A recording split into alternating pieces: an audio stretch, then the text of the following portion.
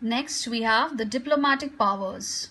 First, the President has the power of appointing Indian ambassadors to other countries.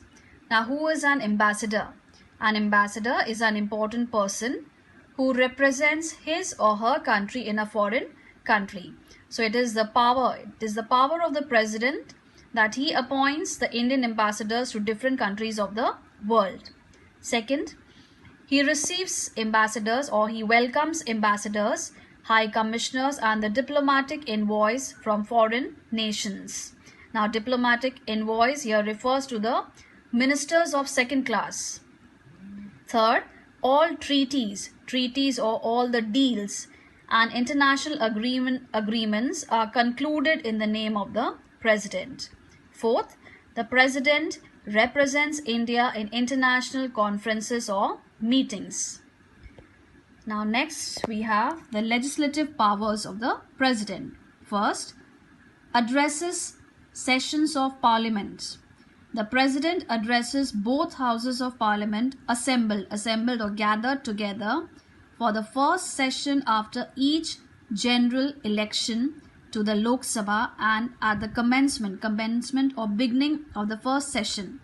Now what is this general election, girls? It is the election in which all the people of a country, they vote to choose a government. So I'll read the point again.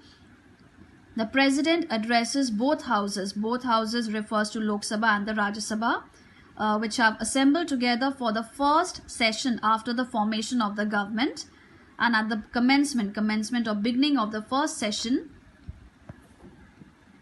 of each year. In this address, he lays emphasis or stress on the internal and external policies of the government.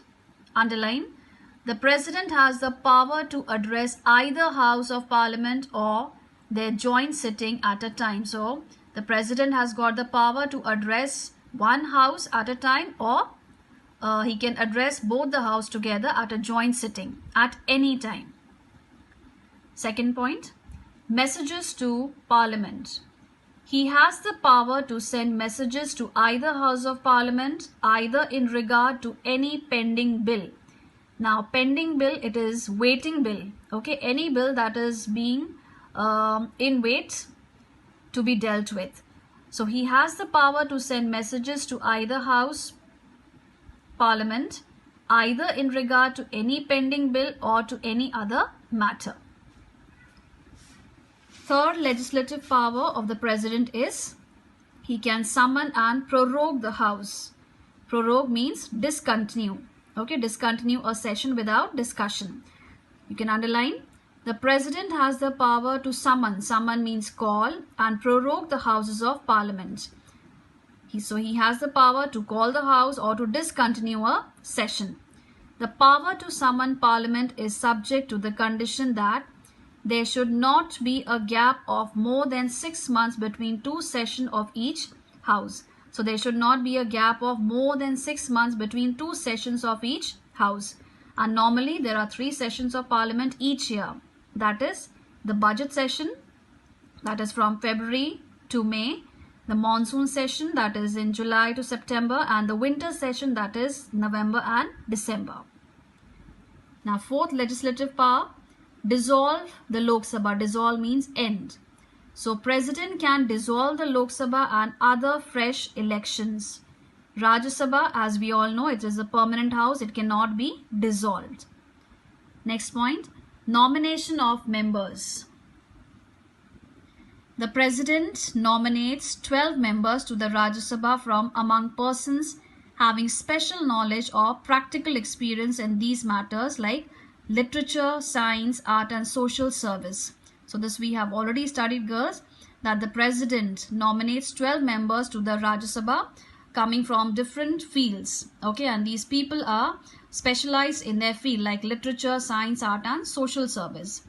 The President may nominate 2 members of Anglo-Indian community to the Lok Sabha if he feels that the community is not adequately or sufficiently represented in the House. Sixth point is assent or agreement to bills. Underline, No bill can become a law without the assent or agreement or approval and the signature of the president. And once a bill is passed by both the houses, it is sent to the president for his approval or for his signature. The president may give his assent or withhold the bill or send it back to the house concerned with recommendations. However, if the bill is passed again in the same form, he here refers to president, has to give his assent to the bill. So for the second time, he cannot send it back with his recommendations. Usually, the houses examine the recommendations of the president. So the president plays a very pivotal role in the passing of bills. So no bill can become a law without the assent and the approval and the signature of the president. Now 7th point is promulgate or announce the beginning of a new law. Promulgate ordinance. Under Article 123, the president can promulgate an ordinance which has the same status as an act of parliament.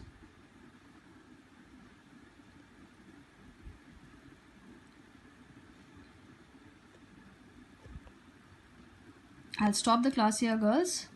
You can just go through all these points what we have done today. Good day.